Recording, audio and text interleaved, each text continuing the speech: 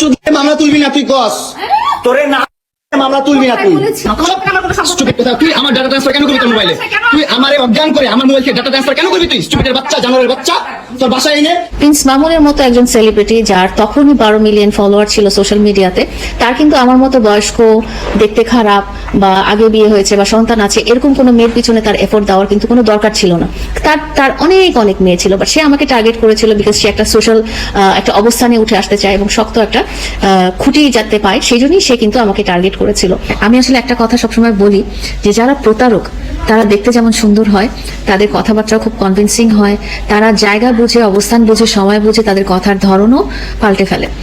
সে যেমন আদালত প্রাঙ্গণে যে সে তখন খুব গরিব হয়ে যায়, সে তখন ক্ষমতাহীন হয়ে যায়, সে তখন ছোট মানুষ হয়ে যায়।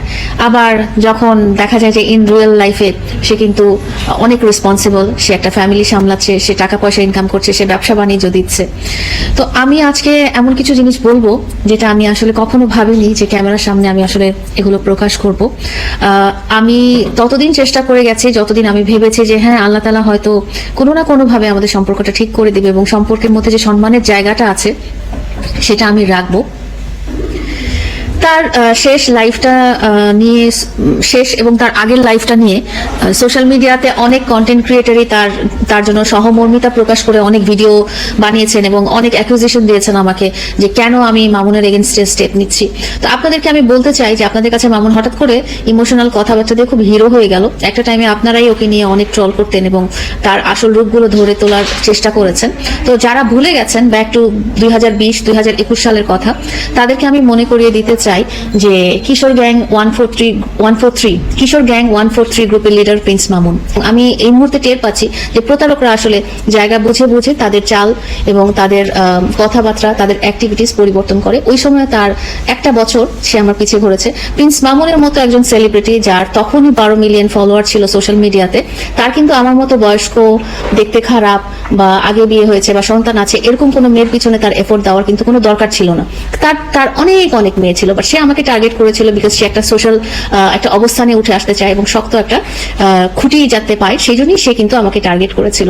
তো আমি আপনাদেরকে বলতে চাই, আপনারা যারা ভুলে গেছেন 2021 সালে শিশি মারু নামের একজন টিকটকার ছিল যে একটা মেয়ে ফ্যানকে ময়মনসিংহ বা গাজীপুর থেকে ঢাকায় ডেকে এনে তখন টিকটকের উপর খুব নেগেটিভ একটা ইম্প্যাক্ট পড়েছিল। মামুনকে খুব গরিব, অসহায় এবং তার ফ্যামিলিতে প্রতিবন্ধী ভাই বোন এবং সে একমাত্র উপার্জনক্ষম এবং সে সুন্দর ড্যান্স করতে চায় এবং সে শাকিব খান হতে চায়।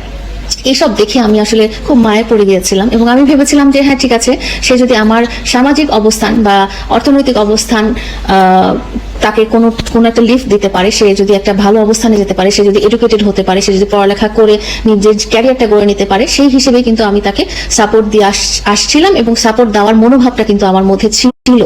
তো আমি তাকে তার জায়গা থেকে এনে আমার অবস্থানে নিয়ে এসেছিলাম এবং তাকে পড়ালেখা করিয়েছিলাম এবং তার যা দরকার একটা মানুষের এনআইডি কার্ড বলেন বা যেটা দরকার এডুকেশন কোয়ালিফিকেশন বলেন, যতটুকু সাপোর্ট দরকার, এবং তার মধ্যেও তার মনের অনেক কিছু ইচ্ছা ছিল। তার বাড়ি থাকবে, গাড়ি থাকবে, তার গ্রামের বাড়ি হবে বা তার ফ্যামিলির স্ট্যাটাসটা ঠিক হয়ে যাবে, ফ্যামিলির সবাই খুব সলভেন্ট হয়ে যাবে, এসব ব্যাপারেও ফিনান্সিয়ালি কিন্তু আমি সাপোর্ট করেছি অ্যাজ এ লাইফ পার্টনার। তার সাথে আমার সম্পর্কটা যেহেতু এখনো একটা আইনি প্রসেসের মধ্যে চলছে, তো সম্পর্কটার কথা আমি এই মুহূর্তে ক্লিয়ার করে বলছি না। যখনই তদন্ত শেষ হবে বা যখনই একটা বিচার কার্য প্রক্রিয়া শেষ হবে তখনই আমি খুব ক্লিয়ারলি বলতে পারবো, কারণ তাহলেই আপনারা সত্যিটা জানতে পারবেন। তো আমি আসলে বলতে চাই যে প্রিন্স মামুন এবং প্রিন্স মামুনের মা এবং তার পরিবার আমাকে দাবার খুঁটি হিসেবে ব্যবহার করেছেন তাদের বিভিন্ন অপকর্ম ঢাকার জন্য। যেহেতু প্রিন্স মামুন আমার জীবনসঙ্গী, তো 2023 সাল থেকে কিন্তু আমি ওর সাথে ভিডিও করা শুরু করি। তো তখন থেকে আমি ওকে চেষ্টা করছিলাম যে সে যেন মিডিয়াতে আসে এবং এই অন্ধকার জগৎটা ছেড়ে চলে আসে, এবং সেই তাকে সঙ্গ দেওয়ার জন্যই কিন্তু আমি তার পাশাপাশি তাকে ভিডিও করতাম, তার পাশাপাশি আমি আমার আইডিতেও ভিডিও ছাড়তাম যাতে সে উৎসাহিত হয়।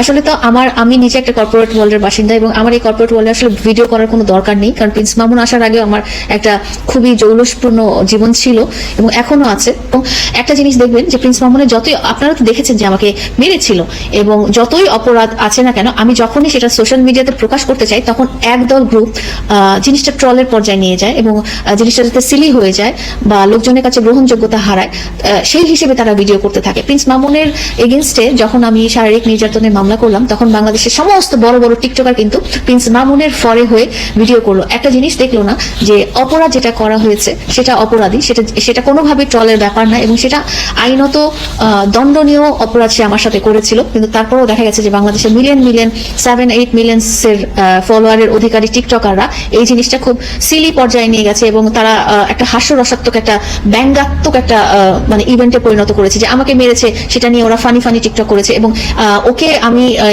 ও যে আমার উপর শারীরিক অত্যাচার করেছে সেটার এগেনস্টে যখন আমি অভিযোগ করেছি, তখন তারা পুরো মিলিয়ন ফলোয়ারের টিকটকাররা বা সোশ্যাল মিডিয়ার যারা কন্টেন্ট ক্রিয়েটার আছে, যারা 143 গ্রুপের সদস্য, তারা আমার এগেনস্টে একটা মিডিয়া ট্রায়াল, একটা না অনেকগুলো মিডিয়া ট্রায়ালের সৃষ্টি করে, যাতে পুরো সোশ্যাল মিডিয়াটা আমার এগেনস্টে চলে যায়।